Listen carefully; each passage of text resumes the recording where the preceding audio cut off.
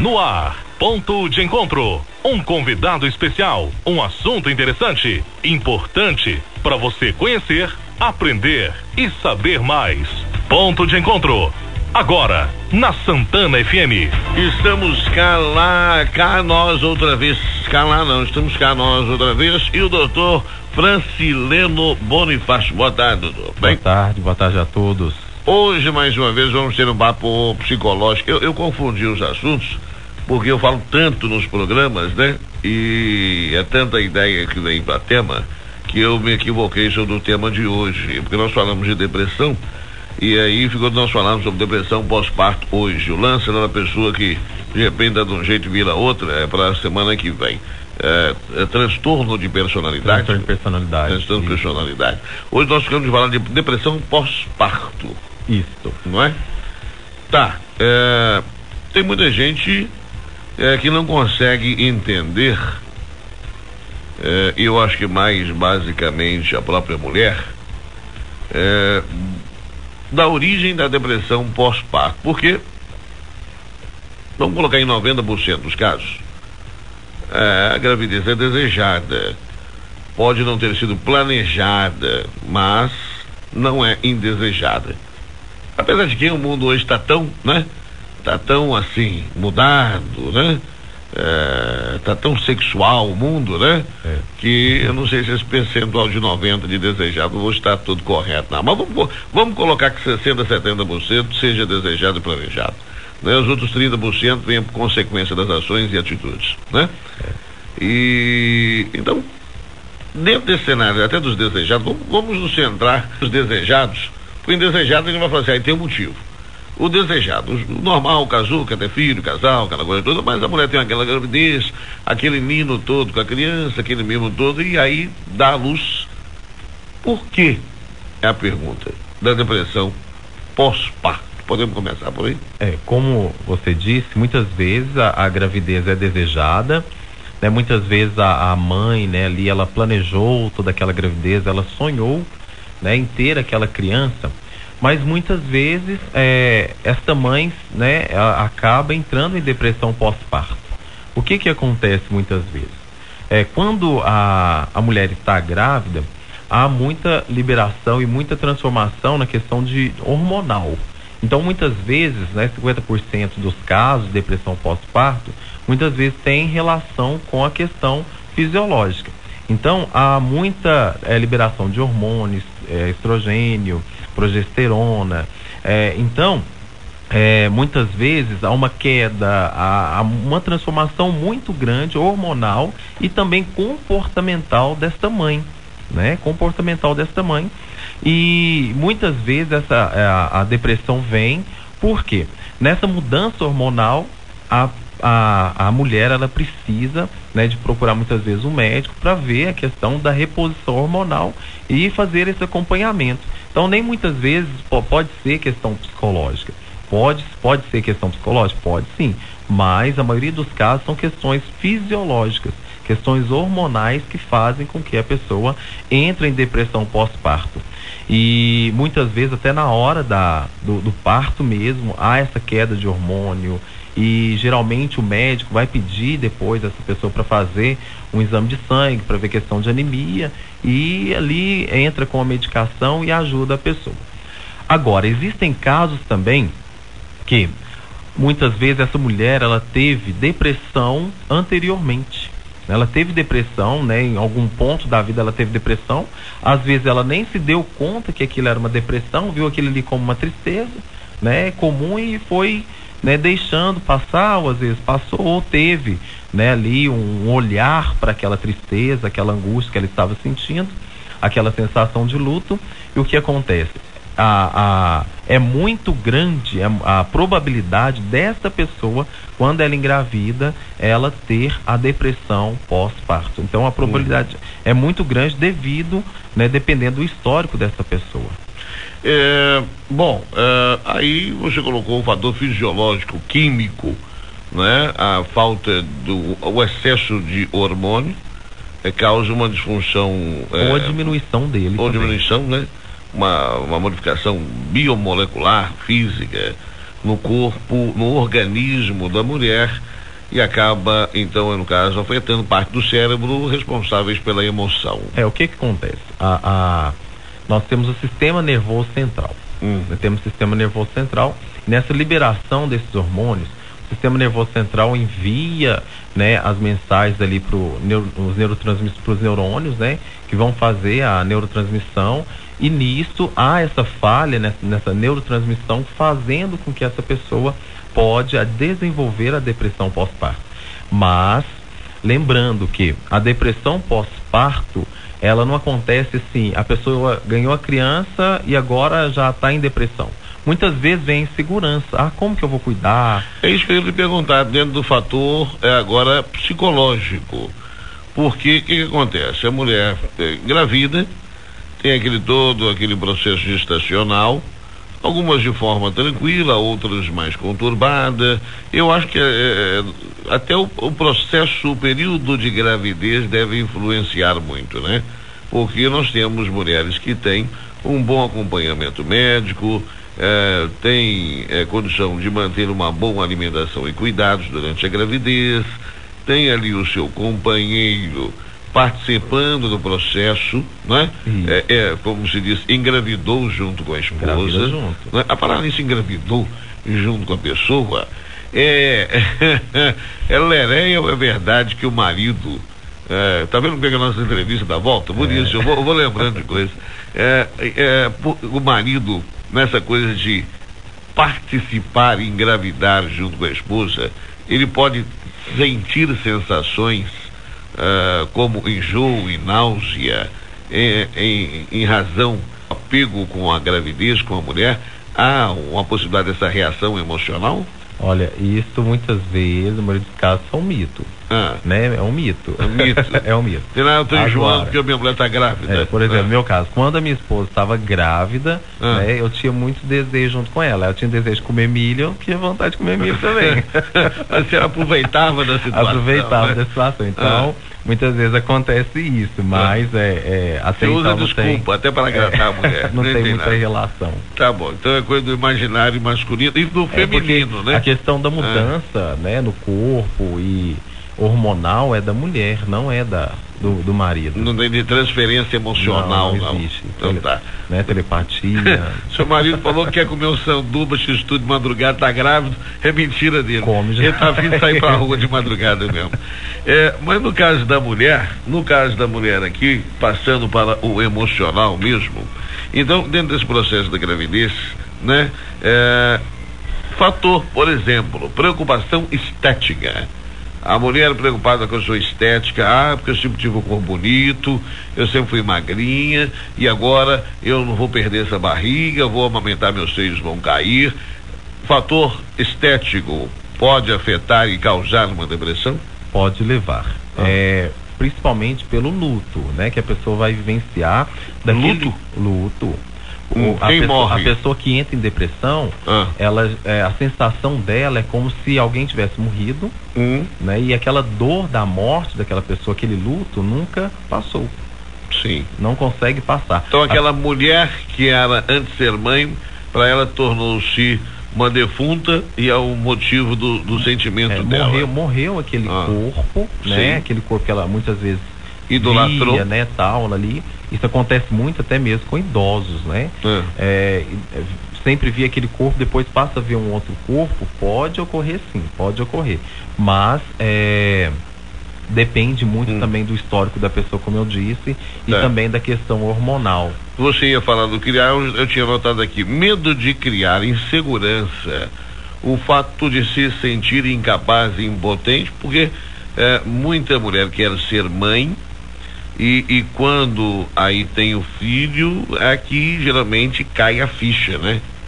Porque você está ali afligindo, agora sou eu que tenho que cuidar dessa criança, amamentar, vestir, passar a noite em claro, eu não vou dormir, eu não vou poder comer, eu não vou poder sair.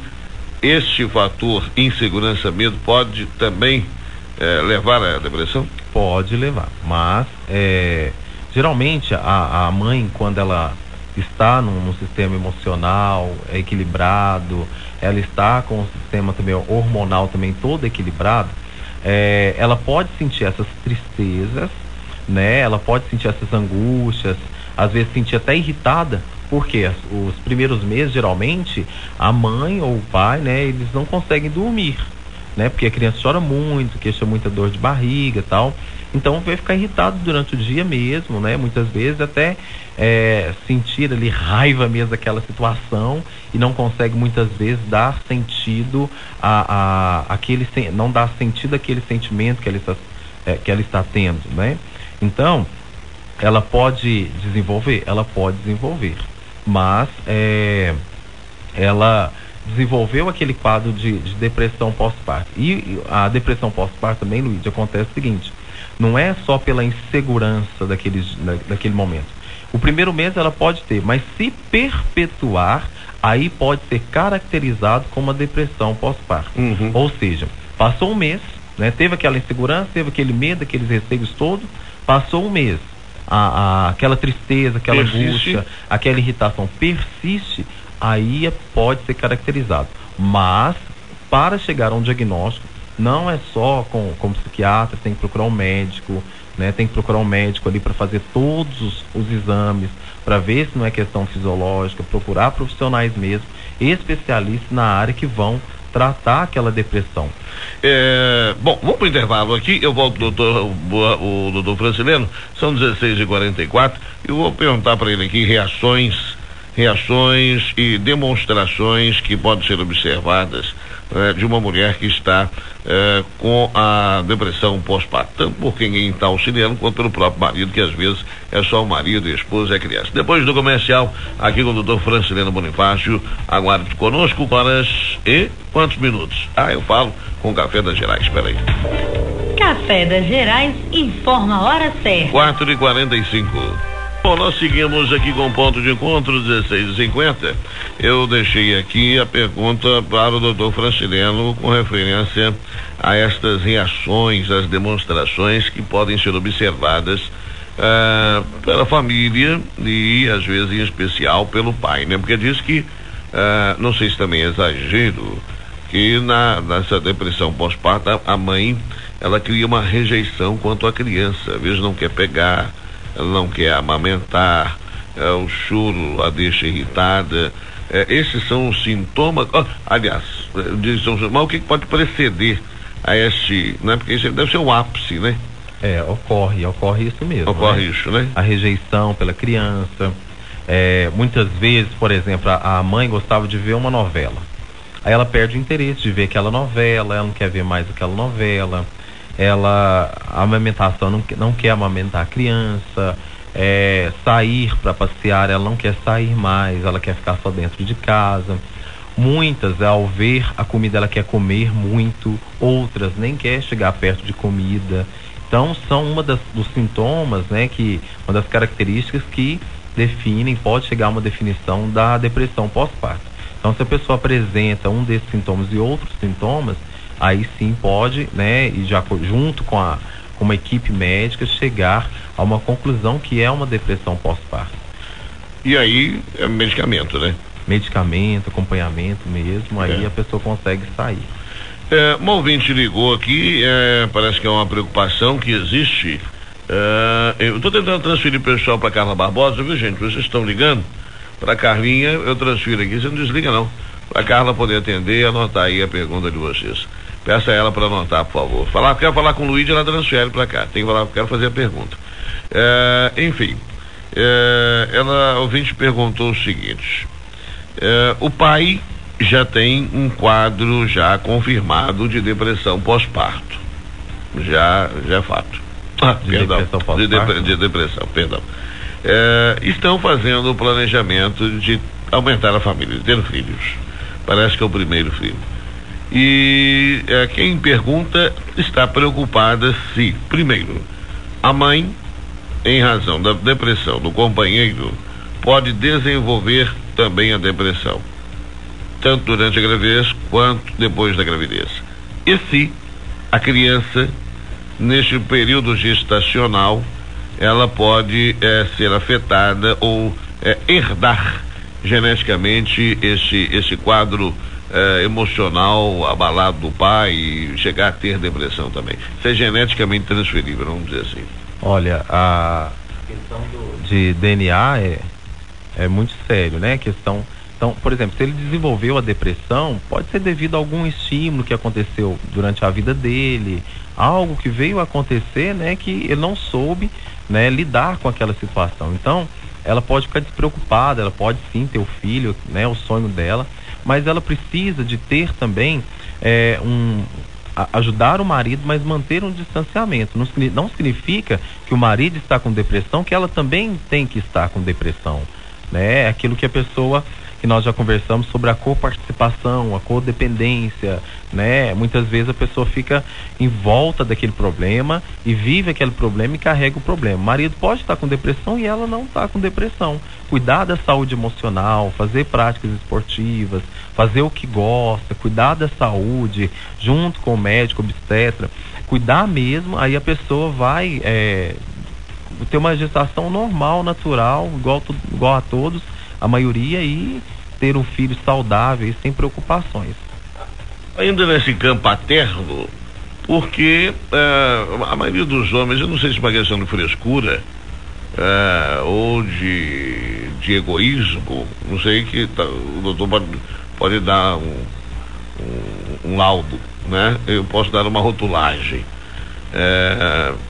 Dizem que porque a mulher, é fato que a mulher, ela dá à luz, seja um menino ou seja uma menina, não importa o sexo, a mulher realmente se distancia um pouco do homem, não é? Porque ela prioriza a cria, é a fêmea cuidando de sua cria, o macho que se vira para lá. Acho que até é uma reação normal, porque nós somos animais, né? Racionais, mas não deixamos de ser animais. E o homem pode entrar em depressão em razão disso, escurada danada do cara, porque a atenção da mulher está enciumado porque estava cuidando só do menino. Depende da situação. Tem homens que são muitas vezes mais sensíveis, então ele tem que estar preparado. Por isso aqueles mais dependentes da mulher, porque tem homem que é dependente da mulher, né? Tem homens que deixam a mulher assumir o lugar dele, né? Que nós já falamos aqui. Já falamos, né? E ele deixa de ser o homem da relação e deixa a mulher ser o homem, e muitas vezes é muito pesado para a mulher. Então, depende muito da situação. Se o homem é mais emotivo, mais afetivo ali, às vezes pode acontecer.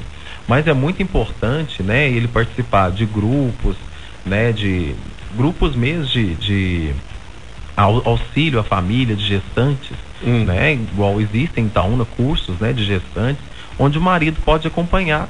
E muitas vezes ele vai se orientar, né, receber ali orientações de profissionais que vão poder auxiliá-lo e até compreender mais a esposa. Porque nós não falamos no início a questão dos hormônios. A questão dos hormônios vai fazer, às vezes, a mulher chorar, às vezes querer ficar sozinha, e muitas vezes o homem não compreende. É preciso o homem compreender essa mudança hormonal na mulher para poder se colocar no lugar dela e dar esse tempo para ela e compreendê-la. Realmente a mulher grávida, ela fica mais nervosa, mais tensa, mais emotiva. Algumas falam que é frescura, tem umas mulheres mais... Não, mas acontece. Por essa mudança hormonal acontece sim. Não é por isso que elas choram à toa, qualquer coisinha tá derretendo com manteiga outras ficam irritadas, ficam muito bravas. Isso acontece. E até mesmo existe um desconforto, porque os órgãos todos ali da mulher estão se ajustando por causa do feto. Então há um incômodo. Muitas vezes ela não consegue dormir à noite, né? Por causa vai mudando, a criança mexe muito, né? Então acontece diversas coisas. Então, onde é preciso o marido, né, se colocar no lugar da mulher, compreender a mulher para poder até mesmo saber lidar com aquela situação e não ficar irritado e já querer separar. É onde acontece muitas vezes caso de separação na primeira gestação. Então, vamos falar isso, né? O cara tem uns que aproveitam a situação para tirar o time de campo, né? Existe, no casamento, quando é só o casal, tá ali, é a mulher para o homem e o homem para a mulher. Depois, quando nasce a criança, existe ali uma tríade, né? Aí a mulher passa a ser para o filho e o homem, muitas vezes, né, deixa esse lugar de prioridade como era antes. Né? O homem a mulher cuida muito da criança e o marido muitas vezes fica, né, em terceiro plano. né? Então, assim, é onde que nós falamos que eles tem que haver a saúde. Então, o homem precisa compreender, né? E a mulher também precisa de dar o espaço também, não deixar de ser a mulher, né? Não deixar de ser a companheira ali do marido, para poder haver saúde na família. Deixa eu lhe perguntar aqui, eu ia até perguntar para a doutora, gente, tá aí, tem mais uma, Carla Barbosa, tá cheio de gente aí, eu tô transferindo porque não tem jeito, vê se você pega aí, segura esse ouvinte aí. Gente, doutor, deixa eu perguntar aqui, eu ia perguntar para a doutora Priscila Guimarães, que é nutricionista, ela deveria ter vindo, mas me deu o bolo, na segunda-feira, compromissada, e que ela tá grávida. Ela descobriu que está grávida, está no 4º mês de gravidez. Vai ser mamãe. Então ela vai fazer aqui os aconselhamentos dela como nutricionista e minha vida de grávida. Muito bom. Porque na verdade ela vai ter, falei que ela pode ter confrontar as próprias ideias de alimentação, de nutrição, né? saber sentir na pele se o que ela falava no consultório para uma paciente grávida é realmente o que ela vai sentir agora, o que acaba se formando, se usa como laboratório, né? Para muitas coisas. Você, como psicólogo, deve ter se observado e observado a sua esposa quando estava esperando neném, alguma coisa, para você colocar na sua vida prática e até orientar os seus pacientes. Não deixa de ser um aprendizado próprio. Isso, ainda estou. E ainda está. Mas é o seu 5º filho, não é não? Não, é uma só. Aí eu vou perguntar para você se é emocional ou é chantagem. Porque diz que a mulher, às vezes, grávida, ela tem vontade de comer coisas mirabolantes. Então, dá 1h30 da manhã, ela levanta, por exemplo, com vontade de comer jaca com leite condensado. Quer que o marido arranje uma jaca com leite condensado para ela 2h da manhã.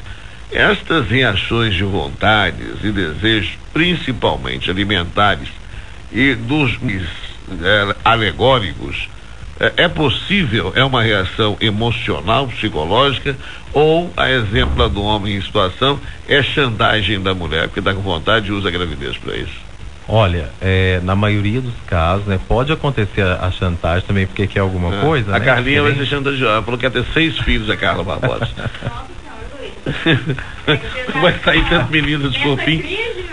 Que não tem crise não, o psicólogo falou ali, ó, o cara da economia falou que crise está na cabeça do povo, tem nada de crise. O psicólogo não, o consultor econômico, viu? Não preocupa não, você ainda vai proliferar nessa terra e você, muitos descendentes virão, uns 6 mais ou menos. Família bíblica. Mas acontece sim, questão né, fisiológica. A mãe, naquele momento, né, a gestante, o organismo dela está pedindo por exemplo, está pedindo potássio, né? Então a mãe vai querer muitas vezes, né, pedindo cálcio, vai procurar alguma coisa que contenha leite, né? Então, tá pedindo vitamina A, vai procurar, vai sentir desejo de comer alguma coisa que tem vitamina A. O desejo também sabe de química? O desejo acontece. Acontece. E seu organismo, por exemplo, está precisando de doce, né? Está precisando de glicose ali. Então, muitas vezes, né? Ele vai condicionar açúcar. Vai condicionar. Seu cérebro sabe. Ele vai mandar informação e você vai procurar aquilo. Na verdade, o corpo precisa de glicose e o cérebro sabe que você conhece como açúcar. Como um doce. E intui a ter vontade de um doce. E isso pode conduzir a pessoa a ir. Então, tá vendo, tem alguns comportamentos que nosso organismo mesmo que nos leva também a ter esse comportamento. Químico, físico, biológico e psicológico. Isso. Tá. Gente, eu não posso prender muito, doutor, não, que ele tem paciente, né, doutor? Eu tenho a filha com quase 2 anos. Ela é muito inquieta, ela não aguenta ficar parada. É normal da idade ou tem que procurar ajuda? Olha, é normal da idade, né? Criança, né, descobrindo com as 2 coisas. anos, isso, principalmente, né? Já tá andando, já tá falando muitas palavras. Então é normal. Muitas mães, muitos pais levam essa criança já no médico para ser medicada, passa o medicamento.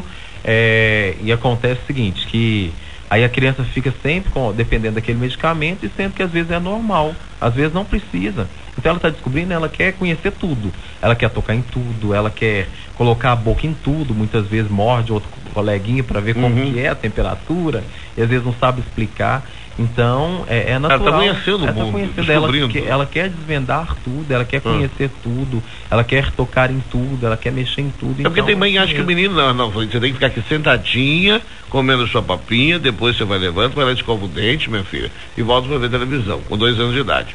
Não vai fazer isso. Não vai. Então, às vezes a gente fica cobrando muito dos filhos, né, cobrando muito das crianças, coisas que a gente já tem cristalizado dentro da gente. E não é assim, né? A criança, ela está conhecendo agora. Lógico que tem que colocar limites, né? Tem que aprender limites, né? Liberdade não é falta de limites. Não pode ser falta de limites. Então, a pessoa tem que compreender essa criança e também ir colocando limites. Aí, ó, coisa boa pra gente falar também, limites na criação dos filhos. Muito bom. Muito bom. Põe na agenda aí, gente, que eu vou esquecer mesmo.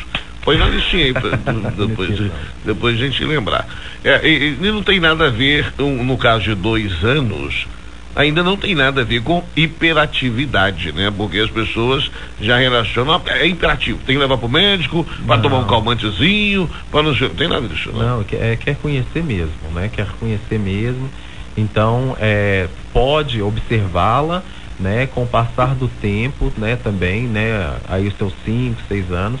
E se caso continuasse essa agitação, aí deve procurar. Mas antes, né, preciso ter calma, cautela e observar mesmo aquela criança e deixar ela conhecer. Às vezes o pai é muito disciplinado, a mãe é muito certinha, muito nhenhenhê, né? E aí nasce o menino capeta e figura do jeito. O menino e a personalidade da criança dela. A personalidade é dela. Muitas vezes nós vamos ensiná-la princípios que são nossos, né? Princípios religiosos, princípios sociais, diversos princípios. Então, esses princípios, a criança vai crescer, muitas vezes, vai aceitar esses princípios, depois que ela entra na adolescência, vai começar a questionar esses princípios, depois na fase adulta ela vai decidir se ela vai ficar com esses princípios ou não. Vai optar por outra coisa. Por isso que tem gente que não quer obrigar filho a fazer nada, né? Seja em termos... O filho adolescente, por exemplo, em termos religiosos, em termos de profissão, tem gente que deixa para que o filho opte, para falar assim, eu quero que você seja de tal religião. Não. O menino chega e fala assim, não, hoje quero ser adorador do demônio. Pronto, quem adiantou, sei lá, batizar o menino, ou pôr na igreja evangélica, ou não sei o que. Ele vai crescer, vai querer ser outra coisa. A gente ensina, né? Nós temos que ensinar. Você mostra, mas quem vai decidir futuramente vai ser a criança. A própria pessoa. Né? Como tem filho que quer mudar de nome quando fica adulto.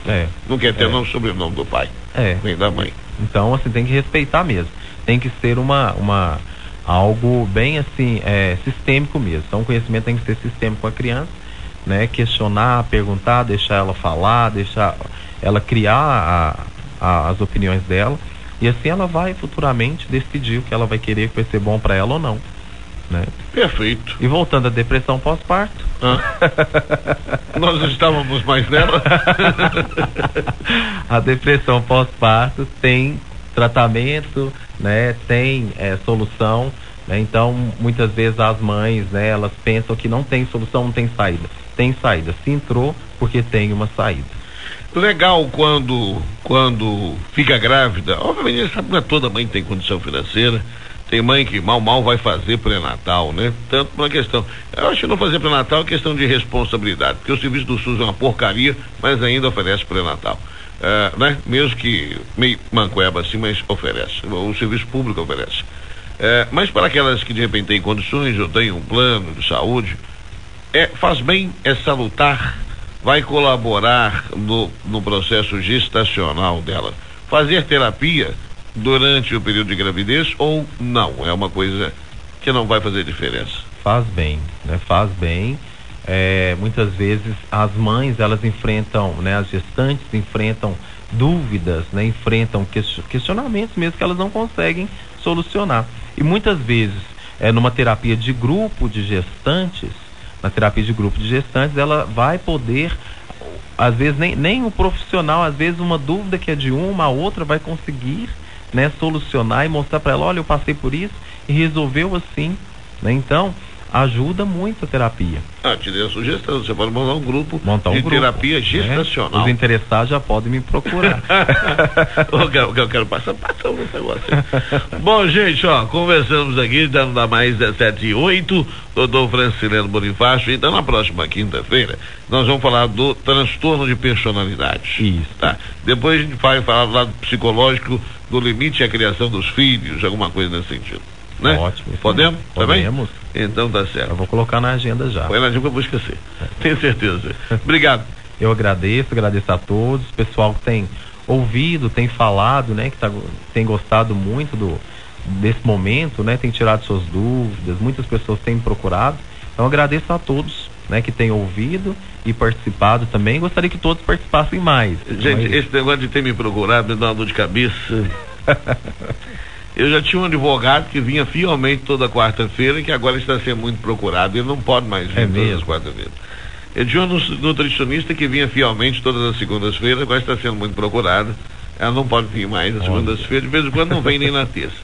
Agora eu estou com o psicólogo que acaba de falar que está sendo bastante procurado e que daqui a pouquinho vai falar, Luiz, eu só posso de 15 em 15 dias. Mas você pode ter certeza que lá na minha agenda está o rádio às 4h30 daqui. Mas você vai ver que isso vai mudar. Você vai ver que isso vai mudar. É igual artista, igual cantor. O Mate aqui tocando uma violinha, meu filho. Depois aquilo vai lá para o autoestrelato. Já passou por ele. Nunca mais ele volta na gente aqui, porque já ficou sucesso. Obrigado. Até mais. Semana que vem.